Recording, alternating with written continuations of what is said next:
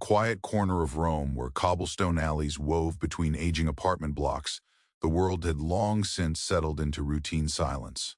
It was the kind of neighborhood where people knew each other only by nods, passing greetings exchanged at mailboxes, or over the rusted railing of a shared stairwell.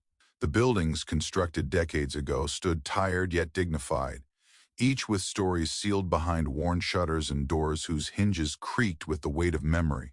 One of those buildings, 3 stories tall with ivy crawling along its bricks, housed an elderly couple on the second floor, Michel and Jolie.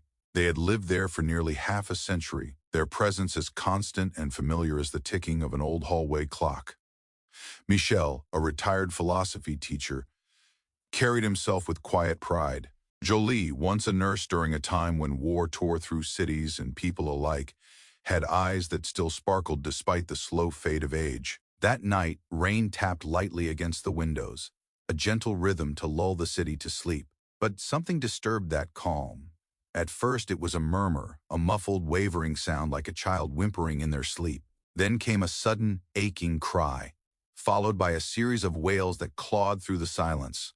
The cries rose and fell, raw and unrelenting, echoing through the thin walls and winding stairwells. Lights flicked on in neighboring apartments, doors cracked open. A woman from the floor above stepped onto her balcony, clutching a shawl around her shoulders. Listening, another neighbor stood in the dim hallway, uncertain whether to approach or stay back. The sounds weren't just distressing, they were haunting. No one could remember the last time they'd heard such a thing coming from the apartment of Michel and Jolie. Most had assumed the couple simply kept to themselves, quietly living out their days surrounded by faded wallpaper, old books, and television reruns. They were always polite, always calm, which made the sound of such anguish now all the more jarring. At apartment 2B, the noise continued, an unsteady mixture of sobs, gasps, and occasional incomprehensible phrases, shouted between fits of emotion. It didn't sound like pain, not the physical kind, but it wasn't far from it.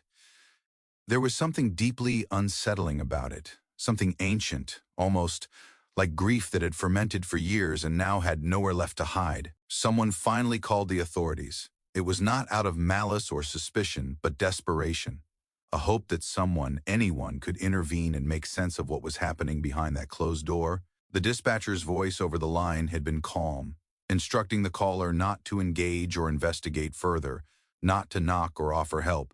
There could be danger, they'd said. Better to let trained personnel assess the situation. As the minutes ticked by, the building held its breath. Time for once felt slow. The cries softened now, broken by long, eerie silences. Those pauses somehow made everything worse. Because when the crying stopped, imagination filled the void. Was someone injured? Had something irreversible happened? A young man in the building's courtyard looked up at the second-floor window. The blinds were drawn, but a flickering light hinted at a television still on. Everything else was still. By the time the patrol car rolled into the narrow street, headlights gliding along the rain-slicked cobblestones, 4 officers were already alert and on edge. They'd been briefed: elderly residents, possible medical emergency, suspicious noises, unknown cause. These weren't rookies, but even seasoned officers carried with them the silent weight of uncertainty on calls like this. Inside the building, the scent of damp stone and boiled coffee lingered in the hallway. The elevator was out of order, as it had been for years, so the officers took the stairs, boots clunking gently against the aged steps. The closer they got to the second floor, the more palpable the unease became. One of the officers, Miro, paused at the landing. He glanced briefly at his partner, who gave a slight nod. Then, with the back of his knuckles, he knocked, not aggressively but firmly, on the faded wooden door of apartment 2B. No response. He knocked again, this time calling out gently. Inside, there was only the sound of static from the television, and then footsteps. Slow, dragging, deliberate. A key twisted in the lock, the doorknob turned with a click, and the door opened just enough to reveal a sliver of the apartment and a pair of tired, red-rimmed eyes. Michel stood there, barely more than a shadow in the dim light of a single floor lamp. His gray hair was disheveled, his shoulders hunched, his breath unsteady. For a long moment, he didn't speak. He only stared at them, as if confused about who they were, or perhaps why they'd come. Then, with a voice that barely carried, he said, I didn't know anyone heard. He stepped back, allowing the officers to enter, and that was when they saw her. Jolie sat on the worn-out sofa, knees drawn up slightly, clutching a blanket with both hands. Her cheeks were damp with tears, eyes wide and unfocused, as if still caught in whatever storm had shaken her so deeply. On the TV screen behind her, footage from a global news broadcast continued. Smoke, sirens, images of chaos from a city far away. It wasn't a crime scene, no one was injured, and yet something terrible had happened, something invisible but no less real.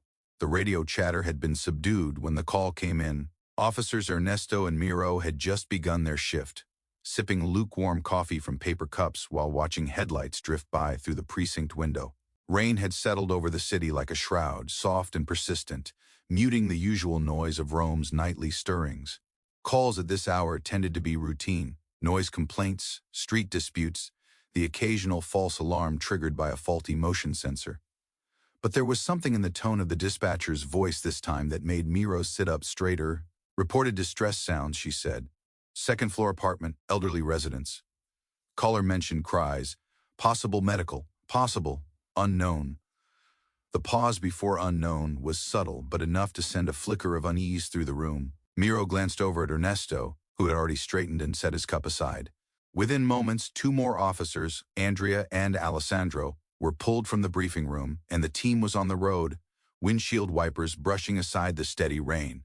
The streets were nearly empty, just a few silhouettes tucked beneath umbrellas, some yellow windows glowing in the apartments above. As they turned into the narrow alley behind the complex, Miro noticed how the light glistened on the cobblestones, distorted by ripples of water, as though the city itself were trembling. Inside the patrol car, no one spoke much. They didn't have to. Each officer was silently sifting through possibilities. Ernesto, the most senior, was mentally preparing for worst-case scenarios. He had seen too many situations spiral from minor to tragic in moments. Andrea, a new father, tapped his thumb anxiously on the dashboard, his thoughts drifting to his own grandparents and the calls he kept postponing. Alessandro stared out the window, his features unreadable but sharp, focused. And Miro thought of his grandmother. She had raised him after his mother passed. He remembered her small apartment filled with books, the smell of lavender and wood polish, the warmth of her arms around him after a nightmare. He hadn't called her in 3 weeks. She always told him stories about growing old, how quiet it became, how invisible she felt. He never forgot that. As they neared the building, the radio crackled again, confirmation from the neighbor that the noise had subsided, but only after minutes of uninterrupted crying. The kind of crying, she'd said, that gets inside your chest and stays there. They parked at the curb. The building loomed ahead, its brick facade glistening wet under the street lamp. One window on the second floor still glowed faintly, the blinds drawn, shadowless. Miro looked up at it as they exited the vehicle, his boots splashing in shallow puddles.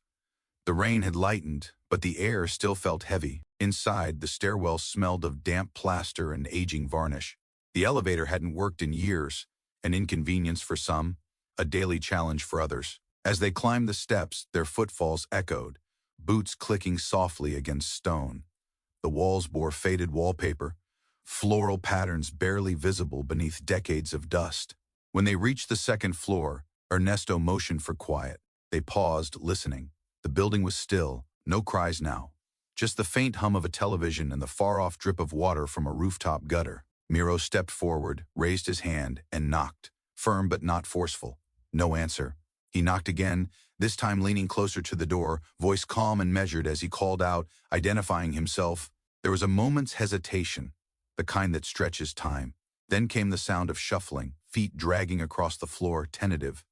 The door creaked open, a narrow crack, just wide enough to reveal part of a weary face and the line of a thin shoulder wrapped in a cardigan. Michel. Up close, he looked older than his years suggested. His eyes were sunken, rimmed with red, and his lips parted slightly as though struggling to remember how to speak. His left hand trembled where it rested against the doorframe. Behind him, a soft blue glow lit the room, a television broadcasting images of unrest, emergency sirens, smoke, and beneath that, the sound of slow, shallow breathing. Michel blinked, seemingly surprised by their presence. I didn't know anyone heard, he whispered. No accusation, No fear, just the raw echo of someone who had forgotten what it meant to be heard. He stepped aside. The officers entered slowly, unsure what they'd find. The air inside was warm but stale, thick with the faint scent of lavender and something faintly metallic, perhaps medicine, perhaps time. The furniture was old but well kept. On the wall hung black and white photographs, one of a wedding day, another of children smiling beneath a tree. Dust coated the picture frames. Then they saw her. Jolie was seated on a worn-out floral couch, knees drawn up slightly, wrapped in a knit shawl that hung off one shoulder. Her hands clutched the fabric, knuckles white. Tears streaked her cheeks, not fresh but recently shed. Her gaze was fixed somewhere beyond the television screen, somewhere deeper, as though she were seeing through time. No bruises, no wounds, no sign of struggle, just heartbreak. Andrea knelt gently beside her, speaking softly, introducing himself. Jolie blinked slowly, as if surfacing from a deep well, but said nothing. Her chest rose and fell with shallow breaths, and her lips moved faintly without sound. The television flashed scenes of horror from a war-torn region. A bombing, children covered in dust, a mother screaming. It wasn't violence in this home, it was empathy weaponized by loneliness. Miro turned to Michel. The old man stood with his arms hanging loosely at his sides, fingers twitching now and then. He looked at Miro, then toward Jolie, then back again. "We were watching the news," Michel said, voice dry and low. It was about those children, about the families, the bombs. He trailed off. Miro didn't speak right away. None of them did. Because in that moment, each of the officers understood. They weren't responding to a crime. They weren't here to restrain or question or arrest. They were here because two people had lived long enough to feel the weight of the world and had no one left to help them carry it. The apartment was dim, lit only by the glow of the television and the weak halo of a lamp in the corner. Shadows clung to the ceiling and pooled at the baseboards like fog. The officers stood still for a moment, taking in the silence that followed their entry. Not the silence of calm, but the dense, uneasy quiet that settles after something breaks. Miro's eyes moved across the space slowly, not out of caution, but reverence. It was the kind of home that had barely changed in decades, a curated museum of a life lived fully, and then slowly forgotten by the outside world. The curtains were yellowed with time but neatly pressed. A porcelain tea set sat on a lace-covered sideboard, its edges chipped from age but arranged with care. Books lined a shelf by the window, some with pages fanned open as if mid-thought, and in one corner stood a tall, antique clock, its pendulum stilled. He glanced at the clock again. Its hands had stopped at 3:47. Ernesto stepped forward, his footsteps almost silent against the worn carpet. He looked at Jolie, who had not moved since their arrival. Her body was still, her breathing shallow but steady. The shawl draped over her had begun to slip from one shoulder, and the edge of a photograph poked out from beneath it. Faded, folded, familiar only to her. Michel remained near the doorway, as if uncertain whether he was meant to stay or disappear. There was a fragility to him that went beyond his years. He looked not like a man weakened by age, but one softened by too much remembering. His hands trembled slightly as he lifted the photograph from Jolie's lap and tucked it back into a nearby drawer. "It was our anniversary," he said, voice barely above a whisper. 58 years. No one responded, not because they lacked words, but because no words would have been right. The television continued to murmur behind them. It had cycled back to a looping news broadcast, footage from overseas, a collapsed building, medics rushing with children in their arms. Jolie's eyes followed it, not with focus, but with an expression that suggested she had been watching for hours and could no longer look away. Miro moved toward the side table and gently turned the volume down. Not off, just enough to let the room breathe again. Jolie blinked slowly, and for the first time her gaze shifted toward him. Her lips moved slightly, but no sound came out. Only a tear traced a new path down her cheek. He crouched beside her, not saying anything, simply placing a hand lightly on the back of the sofa. She looked at his face for a long moment, as if trying to remember where she had seen someone like him before. "There was a boy," she murmured finally, voice dry and soft like wind through leaves. "He reminded me of you." Michel stepped further into the room, his fingers brushing the edge of a bookshelf as he passed. He paused by the tea set, hesitated, then turned away. The weight of the room sat heavier on him than any furniture. "We sit here most nights," he said, almost absently. "We talk about the old streets, about the bakery that used to be downstairs, about the sound the trams used to make. She remembers more than I do." He gestured toward Jolie. She remembers everything. Andrea, still standing quietly by the hallway, noticed a small table beneath the window. On it lay a stack of unopened mail, some dated weeks ago. Next to it sat a radio, its dial turned halfway between stations, emitting a soft, staticky hum like a ghost trying to speak. He reached out and turned it off. We watched the news like always, Michelle continued. Every evening, after tea. She likes to know what's happening, even when it hurts. But tonight it was too much. No one interrupted him. His words came in slow waves, not dramatic but real. Like pieces of driftwood washing ashore. There were children, he said, dust on their faces, screaming, and then silence. I think she saw something in that silence that reminded her of something else, something she hadn't allowed herself to remember for a long time. He turned his eyes toward Jolie. She worked in a hospital during the war. She held children like that, some she couldn't save. I think sometimes the old memories wait until we're too tired to resist. Then they come back, not as memories, but as feelings, as cries. Alessandro gently approached the clock in the corner. It was a beautiful piece, carved from walnut, with Roman numerals etched by hand. Its pendulum hung still, mid-swing. He opened the glass front and, with care, nudged the mechanism. It clicked. A low whir. The pendulum began to sway. Jolie's eyes flicked toward the sound. Michel watched it too, his lips pressing into a thin line. It stopped 2 months ago, he said. I was going to fix it, but I suppose I didn't see the point anymore. The officers stood together now, forming a small, quiet circle within the home. They had come prepared for danger or injury or at the very least confusion, but instead they had found something different, something harder to fix, less visible, more enduring, loneliness. Not just the absence of people, but the absence of being remembered, of being needed, of being seen. Jolie slowly adjusted her shawl and shifted in her seat. Her eyes moved from face to face, then to the now ticking clock. Her fingers, frail but graceful, brushed the edge of the armrest as if grounding herself. I'm sorry we frightened the neighbors, she said, barely audible. We didn't mean to make such noise. No one blames you, Ernesto said gently, the first words from him since they arrived. She smiled then, just slightly, a smile that didn't reach her eyes but tried. Michel moved toward her, placing a hand on her shoulder.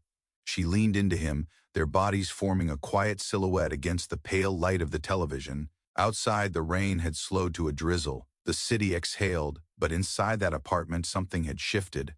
Not everything broken makes a sound, but tonight the silence had spoken, and someone had finally listened. The night lingered like a breath held too long. The officers had not moved much since entering the home, nor had they asked more than a handful of questions. It seemed, in a strange and quiet way, that their presence alone was enough for now. There are moments when words become clumsy, and silence becomes sacred. This was one of them. Michel sat beside Jolie now, his thin frame slightly hunched, his hand resting over hers. It was a gesture that had become routine, almost mechanical, but tonight it carried weight, a silent anchor between two souls drifting in the tide of old memories. The air in the room was thick with feeling, an invisible fog of sadness, tenderness, and something harder to name. It wasn't just grief, it was history. Jolie stirred gently, her gaze lingering on the now swinging pendulum of the grandfather clock. She seemed to study its rhythm, the way it moved without thought, without emotion, but always forward. The clock stopped after my last fall, she said softly, more to herself than anyone else. We thought it had given up too. Michel looked over at her, his expression unreadable. Then he turned to the officers. She fell in the kitchen, he explained, hit her shoulder on the table corner. Nothing broken, thank God. But she was different after that, quieter, like part of her had gone somewhere I couldn't follow. Jolie didn't object. Instead, she tilted her head slightly and closed her eyes, as if listening for something deeper beneath the ticking. There was a little boy, she said suddenly. His name was Tommaso. He had curly hair and a scratch on his chin. I held him when the ceiling came down. The officers remained still, allowing her to speak without interruption. Even Michel didn't flinch. He had heard this name before, but not often. It belonged to a part of Jolie's life that rarely surfaced, a chapter she kept sealed behind other stories, lighter ones. I was only 24, she continued, her voice taking on a distant quality, as though remembering someone else's life. We had so many wounded children. The air smelled like iron and smoke. The nurses, those who weren't crying, were singing lullabies because it was the only thing we could do. I held Tommaso for 2 hours. His mother was gone. We didn't know where the rest of his family was. Her hand trembled slightly beneath Michelle's. Her eyes opened again but didn't meet anyone's. She was staring through time. I told him he'd be fine. I told him someone was coming. I told him lies I needed to believe myself. The room grew colder, as if her words had drawn in the chill from the rain outside. He died while I was still holding him. Michel closed his eyes. Miro swallowed hard and looked away. Andrea shifted his weight from one foot to the other, but still no one spoke. There was nothing to say. These weren't stories told for sympathy. They were memories that had begun to rot inside her, seeking air. I never forgot his face, she said, quieter now. And tonight, on the news, there was a child, covered in dust, curly hair, a scratch on his chin. A silence followed, longer than the others, the kind that wrapped around you, pressing against your ribs. I screamed because I thought I saw him again. But it wasn't him. It wasn't even the same country. It didn't matter. My mind doesn't know the difference anymore. Michel's grip tightened over her hand. He looked at the officers, his voice low and rough. She started crying and I couldn't stop her. I couldn't stop myself. We cry more now, not because we're weak, but because we've seen too much and we can't carry it anymore. He paused. His throat bobbed. Sometimes we hold hands just to make sure we're both still here. Jolie's eyes finally turned to him, and for the first time that night, a small piece of light returned to them. Not joy, no, something simpler, recognition. You always think, Michel continued, voice gaining strength, that age means peace, that at a certain point you stop feeling everything so much. But that's not true. The older we get, the more we feel. It piles up. The grief, the memories, the people we've lost, the regrets. He looked at the young officers then, one by one, holding their gaze. You all think time softens things. It doesn't. It just teaches you how to walk without limping. Andrea stepped forward quietly and placed a folded blanket over Jolie's lap, smoothing it gently. He didn't say a word, but his eyes were red. Miro scanned the room again, this time seeing not furniture but footprints of history. Every object had a story. The tea set had been a wedding gift. The clock was bought after their first child was born. The radio was a birthday present from a neighbor who died 2 decades ago. This wasn't just a home. It was a memory palace slowly losing its keepers. What hurts the most, Jolie said, her voice barely audible now, is not that the world is cruel. We've always known that. It's that it no longer surprises us. That sentence lingered longer than the others. Alessandro walked to the window and quietly lifted the edge of the curtain. The street outside was nearly empty, just the soft blur of wet light on pavement. A cat darted across the alley and vanished into shadow. Behind him, Michel rose slowly from the couch and walked to the bookshelf. He pulled down a leather-bound album and opened it carefully. The pages crackled. Inside were photographs in black and white, some browned at the edges, children playing in a fountain, a younger Jolie laughing behind a flower cart, a group of soldiers, some smiling, some not. He held it out to Miro. These are our people, he said. Some are gone, some forgot us. But we remember. Miro took the album gently, feeling its weight, not just in grams, but in stories. He opened to a page near the center. There, between pictures of grandchildren at Christmas, was a handwritten note. If no one remembers us, do we still exist? No name, no date. Just the question, and it hung there even after the room went quiet again. Jolie closed her eyes. Her breathing had steadied. Michel sat beside her, brushing a wisp of hair from her temple. The officers exchanged looks, not of pity, but of realization. They hadn't entered a scene tonight, they had entered a reckoning. Because this wasn't just about an elderly couple in distress. This was about what happens when the world forgets its elders, when stories turn to silence, and when silence turns to grief too heavy for one heart to hold. And tonight, at last, the grief had spoken loud enough to be heard. The room had grown still again, but something had shifted. The air no longer pressed quite so heavily against the skin. The sorrow was still there, woven into the wallpaper and the silence. But now, it had been seen, spoken aloud. And that made all the difference. Miro stood with the photo album still in his hands, thumbing gently through pages that felt sacred. He didn't rush. Each image was a window, some fogged with time, others sharp with emotion. It was not just about Michelle and Jolie anymore. It was about the lives they had touched, the decades they had endured, and the quiet dignity with which they had carried pain.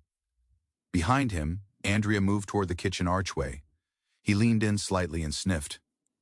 Nothing. No hint of food, no scent of herbs or spices or even bread, just air that smelled faintly of disinfectant and old wood. He turned back toward the group. "When was the last time you two ate something warm?" he asked gently, not expecting an exact answer. Michelle hesitated. "We had soup yesterday. Or was it the day before? Jolie hasn't had much appetite lately. Neither have I." Andrea nodded, then looked at Alessandro, who raised an eyebrow. Without exchanging a word, they both headed into the kitchen. It was small, narrow, a galley-style corridor of aged cabinets and yellowing tiles. The light above the stove flickered when turned on, casting shadows over the counter. The refrigerator buzzed softly, tired but functional. Inside, they found eggs, butter, a half-used wedge of cheese wrapped in wax paper, 2 tomatoes beginning to soften, and a jar of olives. There was a box of spaghetti tucked beside a tin of tea. Alessandro exhaled through his nose. "It's not much," he said. "It's enough," Andrea replied, already reaching for a pot. Miro heard them clinking softly behind him and turned. "What are you doing?" Andrea popped his head out from the kitchen doorway. "Making dinner. They need to eat, and frankly, so do we." Ernesto looked skeptical for a moment. "You two know how to cook?" Andrea shrugged. "I know how to boil water. That's enough." In the living room, Jolie opened her eyes again. The sound of movement had drawn her attention. She listened for a moment, then looked at Michelle. "Are they using our kitchen?" Michelle tilted his head toward the doorway. He could hear the sizzle of butter in a pan, the rustle of packaging, the distinct clink of utensils being used without ceremony. "I think they are," he said softly. Jolie blinked. "That hasn't happened in years." Michelle smiled faintly. "Not since your niece came from Milan that Christmas. And she brought takeout." In the kitchen, Andrea stirred pasta in boiling water while Alessandro sliced the tomatoes with the caution of someone unaccustomed to kitchen knives. They worked in tandem, quiet, focused, reverent in their own way. Miro moved to the hallway and found a folded tablecloth in a drawer. It smelled like cedar and lavender, just like the rest of the apartment. He shook it out and draped it over the small dining table near the window. There were only 2 chairs. He pulled over 2 more from the living room. Then he lit a single candle from a box in the cupboard and set it in the center. Jolie watched all of this with the tentative eyes of someone emerging from a long winter. Her expression was not quite disbelief, not quite gratitude. It was something quieter, recognition, that even after all this time, something kind could still happen without asking. Michelle helped her to the table. He moved slowly, his joints stiff, but his movements were practiced. Rituals of care don't fade with age. He pulled out her chair, tucked in the corner of the table, and then sat beside her. The officers brought out the food with the pride of amateur chefs who knew their meal would never win awards but might still save something. The pasta was simple, just spaghetti tossed with butter, grated cheese, and softened tomatoes. A few olives scattered on top. Nothing fancy. But it was warm. It was real. The 5 of them sat down together. No one spoke at first, only the sound of forks against plates, of steam rising from bowls, of the clock ticking steadily in the corner. Then Jolie, after a few bites, whispered, "This tastes like 1963. Andrea looked up. "What happened in 1963? She smiled. "It was the first time Michel cooked for me. He burnt the pasta and forgot the salt." Michel laughed under his breath. "You still married me anyway." "I liked the way you said sorry," she replied. The candle flickered. Rain continued tapping softly at the windows. Outside, the world turned indifferently.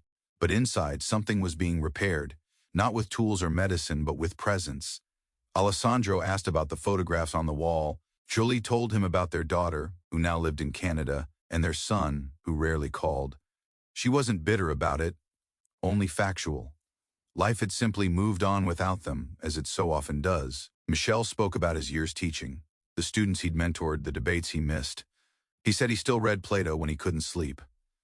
Ernesto listened, arms folded, leaning back just slightly, his usual formality softened. He hadn't spoken much, but his eyes never left Michel's face. After the plates were cleared and the last sips of tea were drunk, Miro reached into his jacket and pulled out a small notepad. He flipped it open, tore out a page, and began writing something. When he was done, he folded it in half and slid it across the table. Michelle picked it up and read silently. A phone number, a name, a short note. If you ever need someone to talk to, really talk to, call me. I'll answer. Michelle looked up, eyes glistening. He didn't speak. He just nodded, once, slowly. Jolie leaned back in her chair, her fingers laced over her stomach. She looked more relaxed than she had in hours, perhaps days. Her eyes began to close, not from despair this time, but contentment. When Miro stood to help clear the dishes, Jolie touched his sleeve lightly. "You're the first people who've sat at this table in 13 years, she said, and the only ones who asked us to speak." He didn't know what to say to that. So he just placed his hand over hers for a moment, firm and still. That night, they stayed longer than they were supposed to. The shift had ended hours ago. The city had gone to sleep. The radios were quiet, but they remained, washing dishes by hand, drying them with towels that had stories of their own. And when it was time to leave, Jolie and Michelle walked them to the door, not out of obligation, but out of ceremony, like bidding farewell to family after a long, warm holiday. As they stepped into the stairwell, Michelle whispered, "You've done more for us than you know." Miro paused at the top of the stairs. "You've done more for us than you realize." The door closed gently behind them, but inside that apartment, the clock kept ticking. The morning after felt different. The sun broke through the usual gray with surprising softness, filtering through the sheer curtains of apartment 2B like a quiet promise. Michelle stood by the window, one hand resting on the sill, watching the slow stirrings of the street below. The light seemed to pause on everything it touched. The tops of cars, the edges of flower pots, the railing that Jolie used to lean against when she still had the strength to water the plants. Behind him, the apartment held a different kind of silence now. Not the heavy, suffocating stillness of the night before, but something gentler. The silence of being full, of having spoken what needed to be said.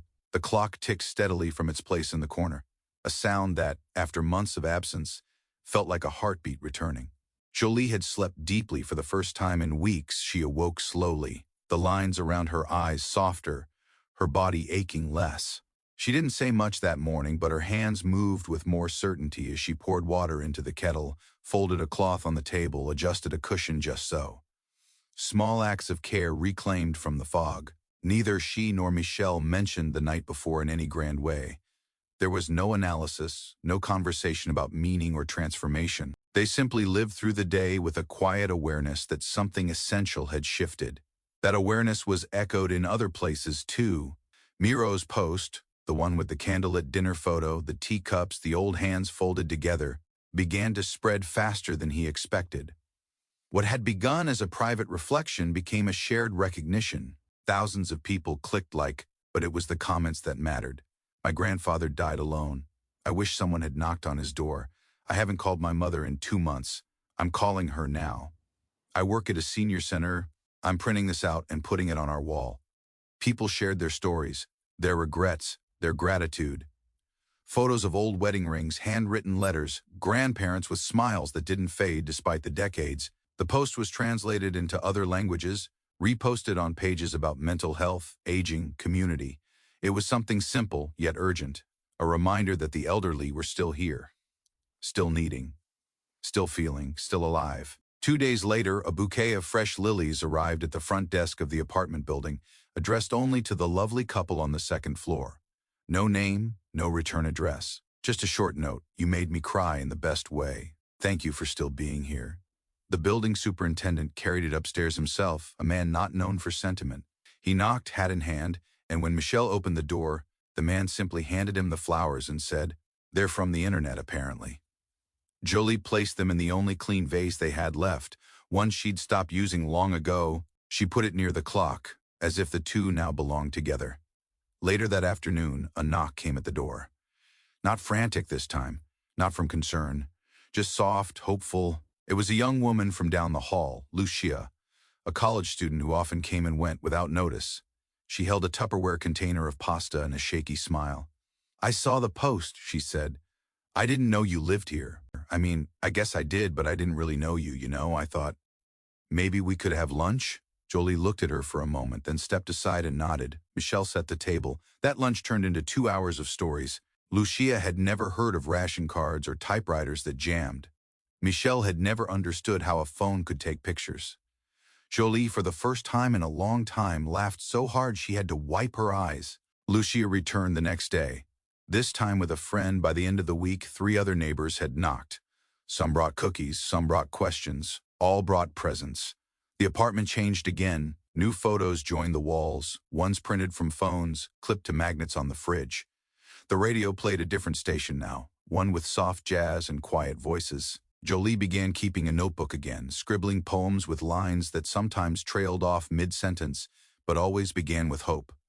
Michelle dusted the bookshelf, not because it needed it, because someone might come over and pick something up. The officers returned, too, not always together, but one by one. Andrea came by with his baby daughter once, placing her carefully in Jolie's arms as if entrusting her with treasure. Jolie didn't move for several minutes, just looked down at the tiny sleeping face and let her tears fall freely, unashamed. Alessandro helped fix the squeaky bathroom door that had bothered Michelle for months. Ernesto, quiet as ever, brought pastries from a bakery on the other side of town. The good kind, Michelle noted, with powdered sugar that stuck to your lips.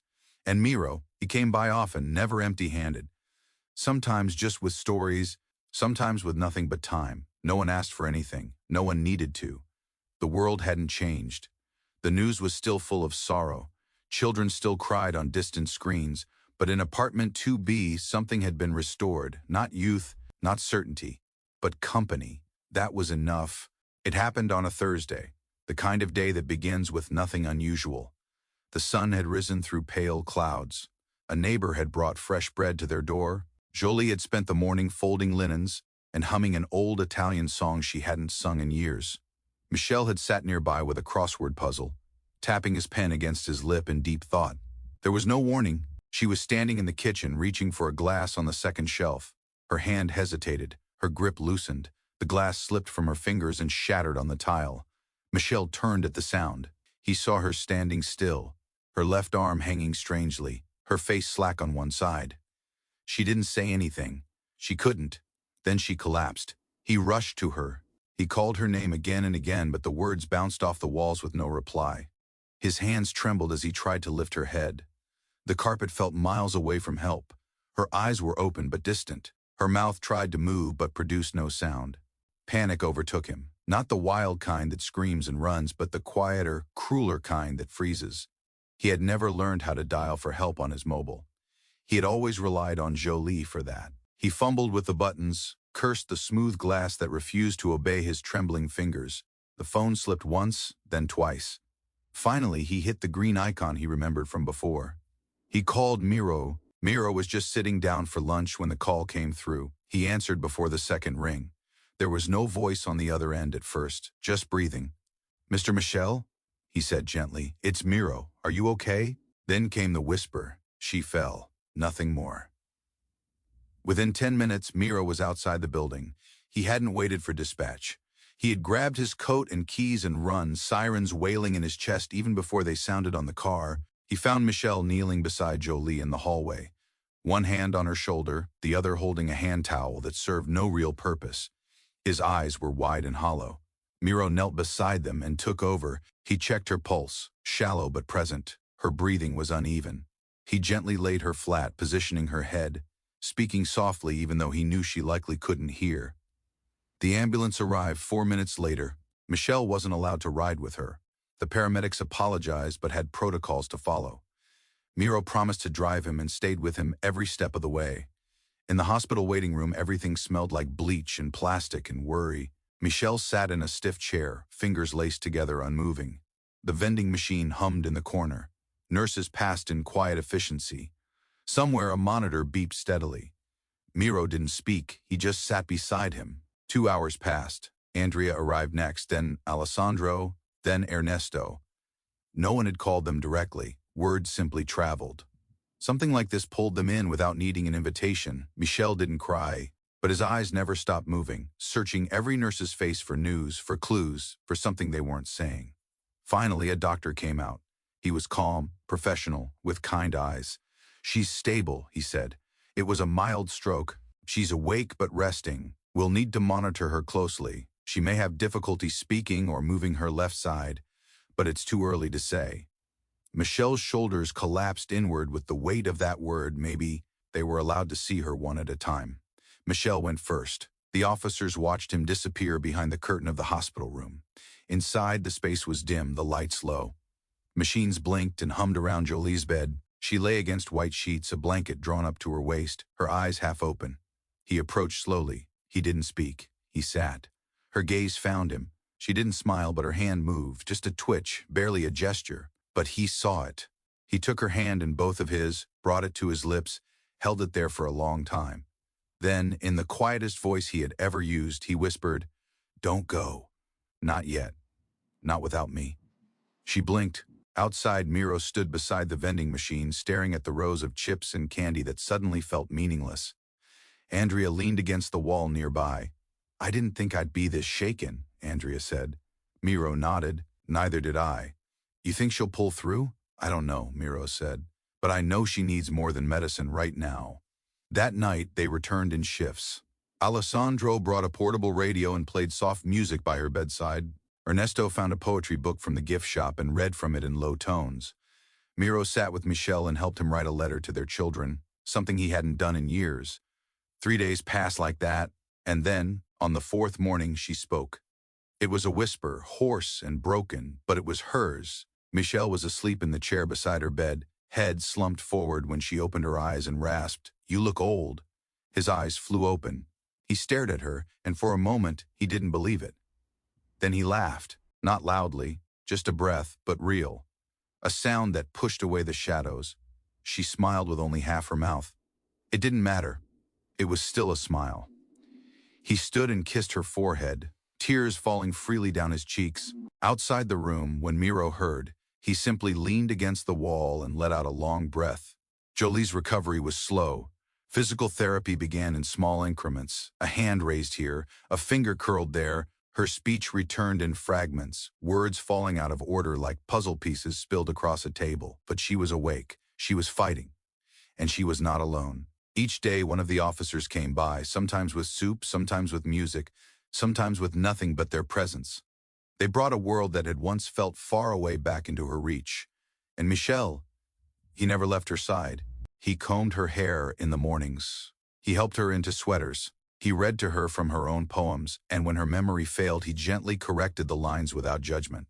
One afternoon, as the sun slanted through the blinds, Jolie looked at him and said, "I thought I wouldn't come back." Michelle nodded. "You almost didn't."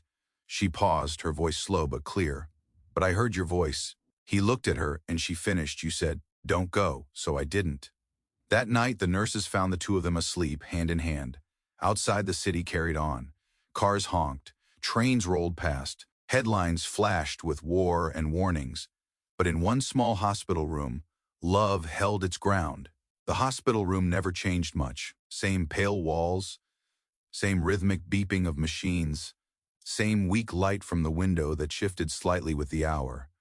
But for Michelle, every small improvement Jolie made felt like a revolution. Each blink, each half-smile, each stammered word stitched a little more hope into his chest. Her body was slow to respond, but her spirit had never fully left. There were moments when she'd look at him, and though her mouth couldn't form full sentences, her eyes would say enough. There was warmth there again. Recognition. That quiet defiance she had carried through wars, funerals, and long winters.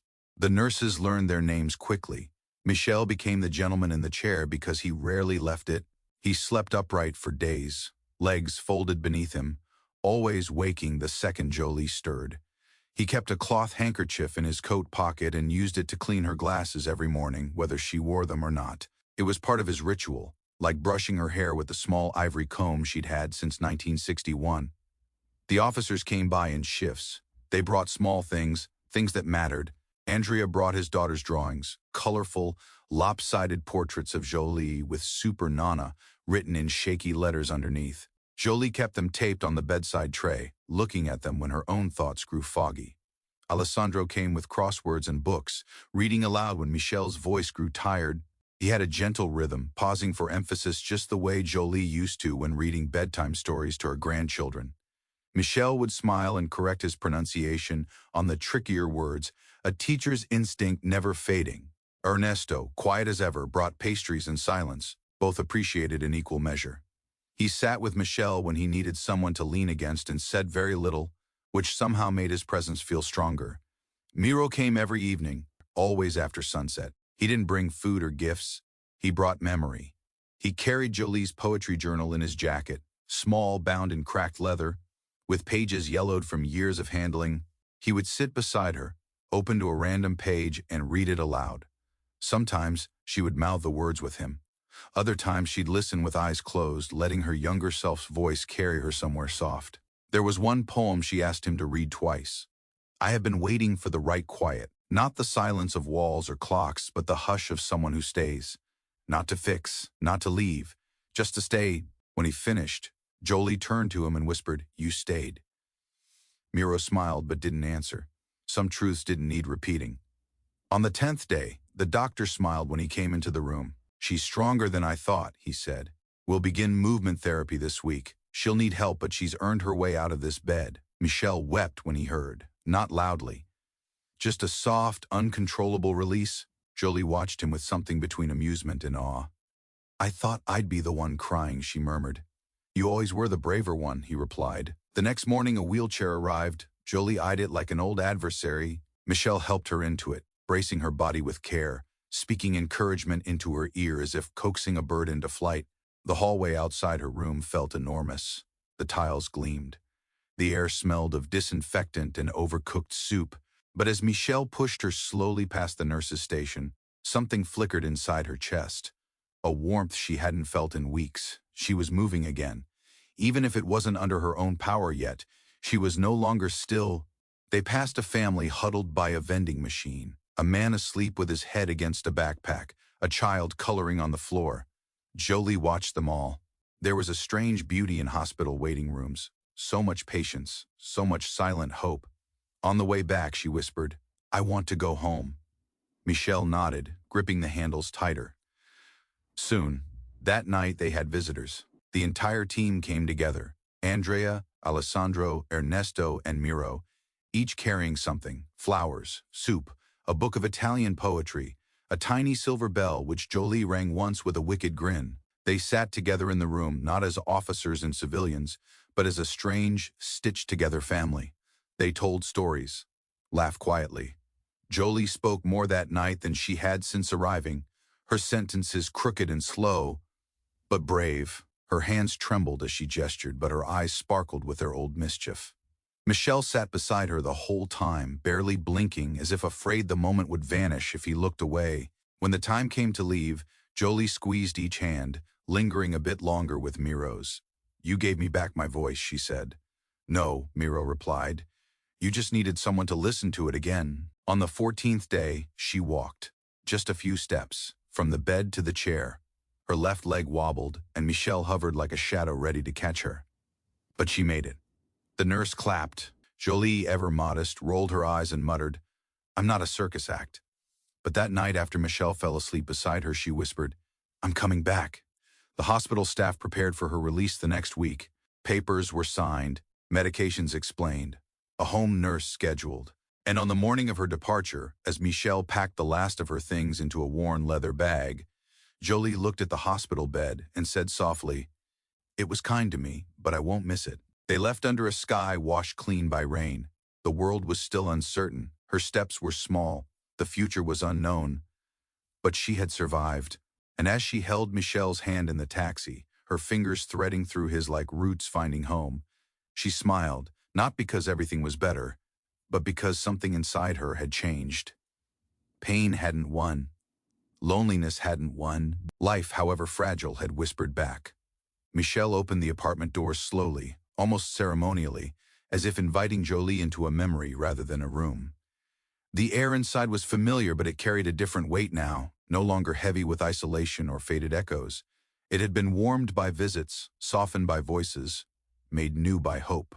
Jolie paused just past the threshold, her fingers tracing the wall lightly, reacquainting themselves with texture. The apartment hadn't changed, but she had. Each object felt like a reunion: the teacups, the clock now ticking faithfully, the creased photo frames that hadn't moved but somehow looked different under her eyes. Michel guided her to her favorite chair, the one near the window where the light came in just right during the afternoons. She sat down slowly, not from weakness but care, and looked out as if seeing the street for the first time. He brewed tea. They didn't speak much that day. Words weren't necessary. They simply existed beside each other, like they had done for decades. But now with the added weight of being seen, really seen. In the days that followed, the visits resumed, not out of sympathy or obligation, but rhythm. The officers didn't need a reason anymore. They stopped by with groceries, magazines, stories from patrol, sometimes just with their presence, which had become the most valuable thing of all. Andrea brought his daughter again, this time with crayons and paper.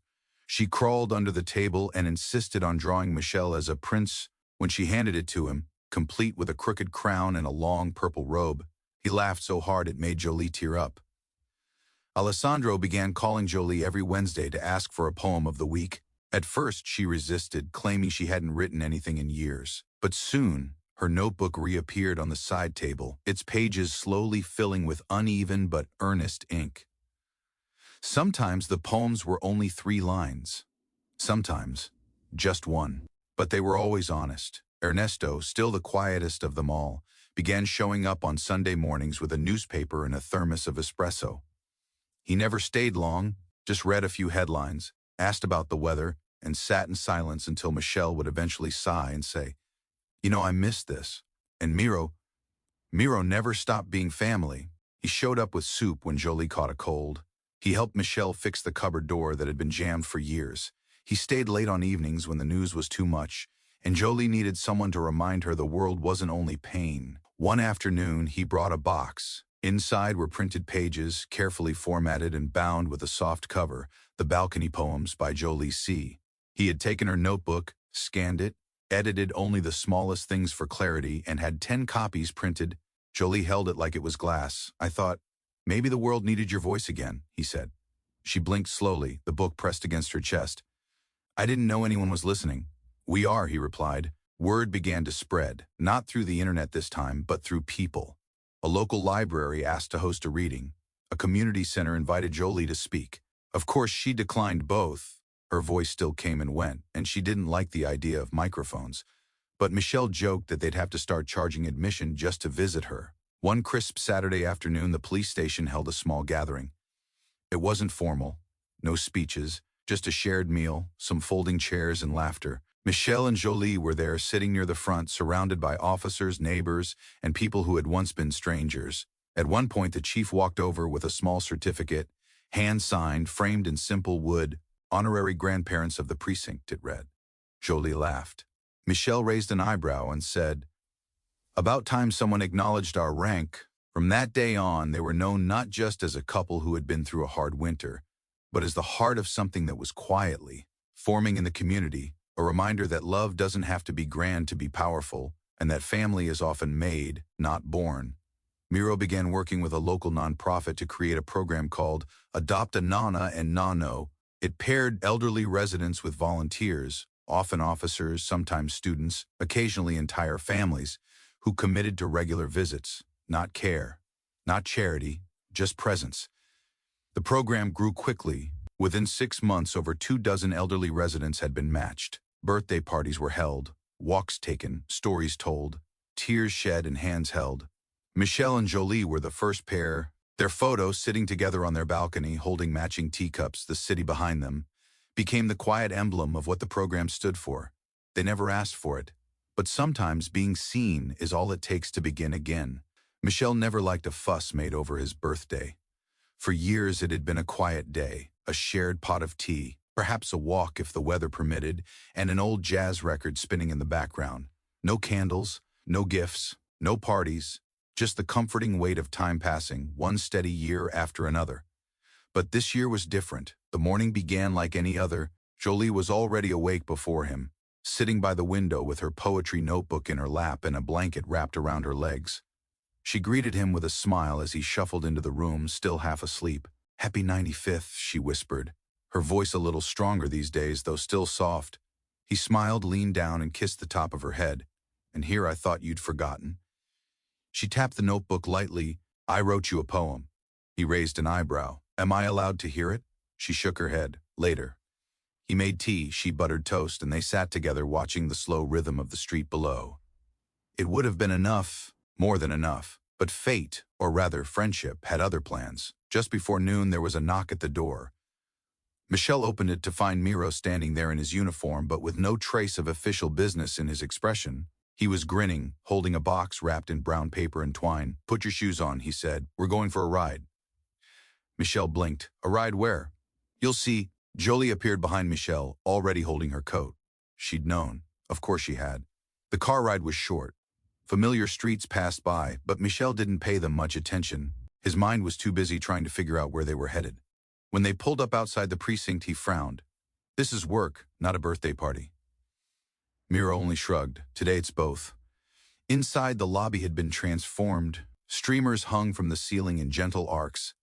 A folding table was covered with a blue cloth, topped with plates of pastries, bowls of fruit, and a large cake with white frosting and dark chocolate shavings.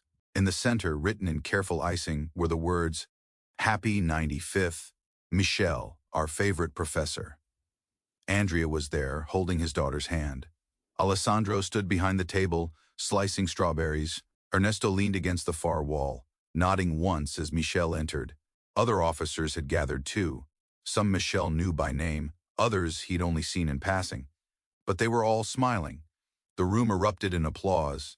Michelle stood in the doorway, stunned, eyes wide. Then he turned to Jolie, who simply took his arm and guided him inside. There was music playing, his kind of music. Sinatra, low and warm in the background. Someone handed him a paper crown, which he refused twice before finally relenting. Photos were taken, coffee was poured, conversations flowed. Jolie sat beside him the whole time, occasionally squeezing his hand or whispering a quiet observation into his ear. She watched him come alive under the glow of attention. Not the forced kind, but the genuine warmth of people who had chosen to care. Halfway through, Miro tapped a fork against his glass. "I just want to say one thing," he said. "When we knocked on that door, we thought we were showing up to help. But it turns out, we were the ones who needed it." Michelle and Jolie reminded us what it means to truly see people, to stay, to care. He looked at Michelle.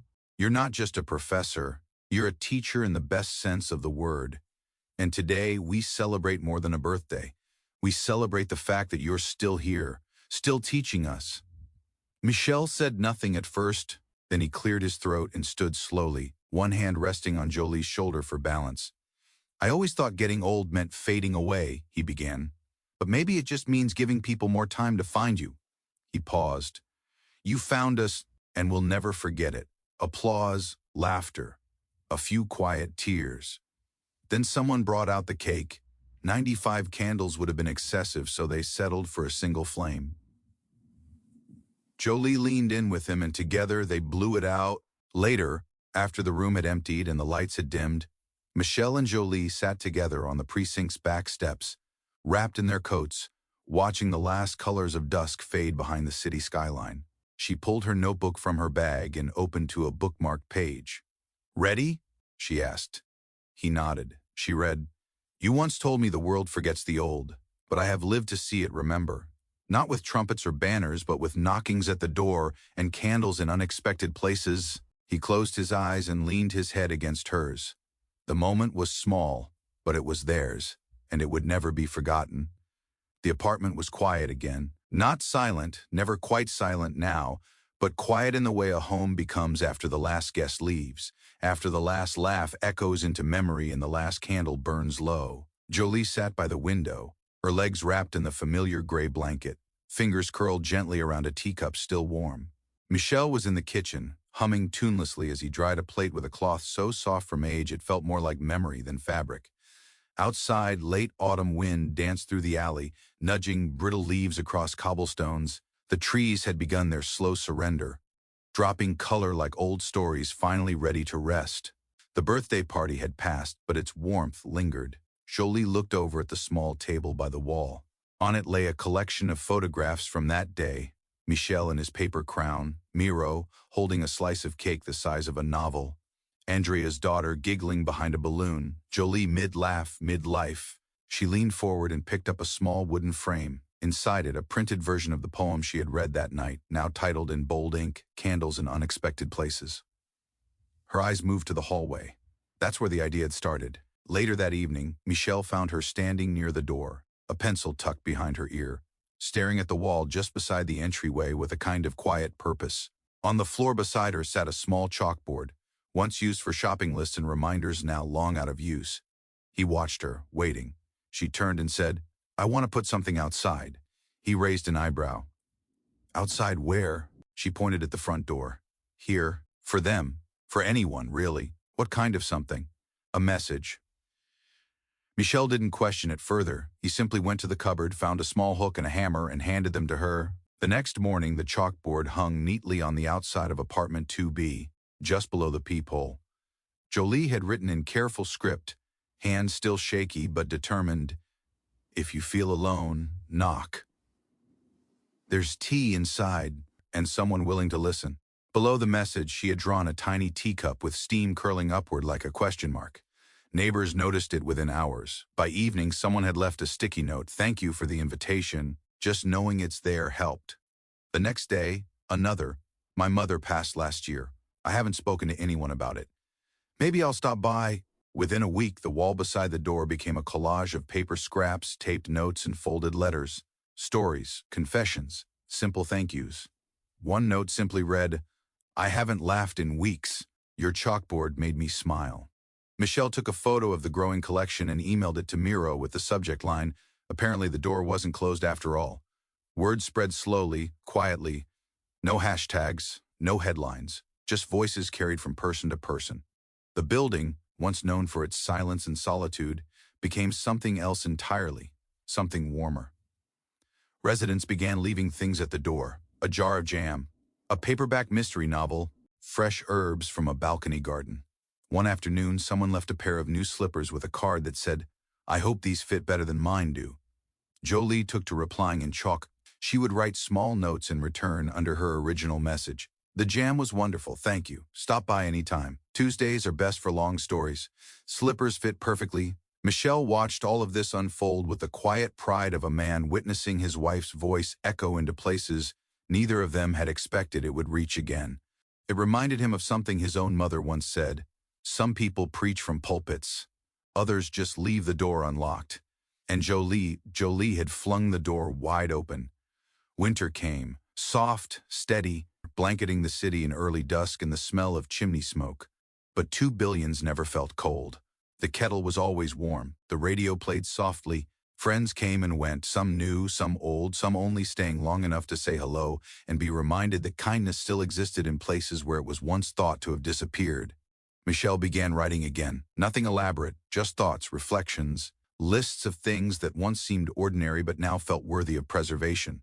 The sound of Jolie turning pages, the way Miro tapped his thumb against his teacup when he was thinking, the moment Ernesto accidentally let slip that he cried during old black and white movies. He titled the notebook, "What We Almost Missed." One day, Jolie said something that stayed with him. They were sitting on the balcony, wrapped in coats, watching their breath disappear into the cold. She said, "Do you think we were meant to be found? Or did we just run out of places to hide?" He thought about that for a long time. "I think," he said finally, "we left the light on, and someone saw it." She nodded. There was comfort in that. As the months passed, life didn't get easier. Jolie still had bad days. Michel still forgot small things. Time continued its slow work on their bodies. But everything else, everything that mattered, had been rewired. They were not forgotten. They were not alone. And they were not done teaching the world what it meant to love gently, patiently, without needing permission. One night, near spring, they added a second line to the chalkboard. "Even if we're not home, keep knocking. Someone will answer eventually." That was the truth of it. What had begun with a cry behind a door had become something louder, stronger, more lasting.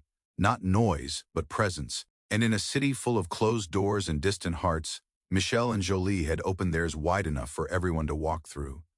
Somewhere in that same city tonight, someone is sitting alone, wondering if they matter, wondering if anyone would notice if their voice cracked or their eyes welled, wondering if a knock would be answered. Maybe they'll remember the story of an old couple on the second floor. Maybe they'll knock. Maybe you will. And maybe, just maybe, someone will be waiting with a teacup, a poem, and the simplest gift of all, a chair pulled out, a hand held open. A promise that we are never truly alone if we are brave enough to reach for one another.